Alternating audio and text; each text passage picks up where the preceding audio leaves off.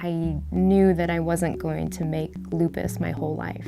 When I turned the camera on myself, I was able to see what I was going through. Photography became my medicine. My name is Genevieve Alvarez, and this is my lupus story.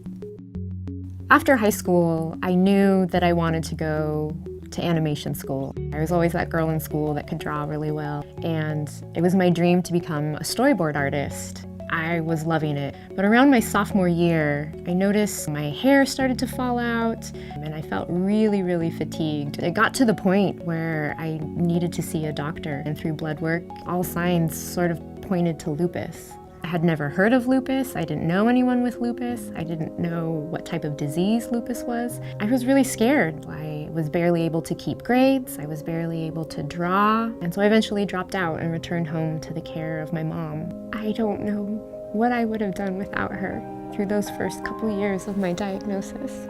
I didn't know what the rest of my life was going to look like. After I had been home for a while, trying to figure out what direction my life was to go in, I signed up for a photojournalism 1 class at the local junior college. That class changed my life. I started to use the camera as therapy to deal with lupus. I would photograph the hair falling out in the shower. I would photograph how swollen my hands were. After a while, my teacher and mentor said, "You know what? I think we should put these photos of you documenting your lupus into the local paper." And that moment that I saw my byline, I knew what I wanted to do for the rest of my life. As I got better, through different medications, through different doctors, I eventually went on to photojournalism school.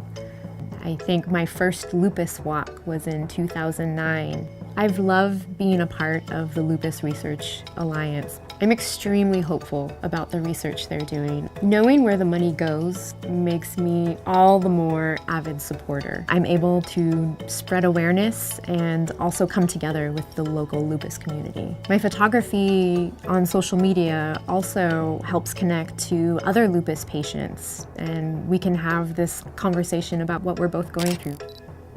Being faced with a disease, I've really learned how to make room for it.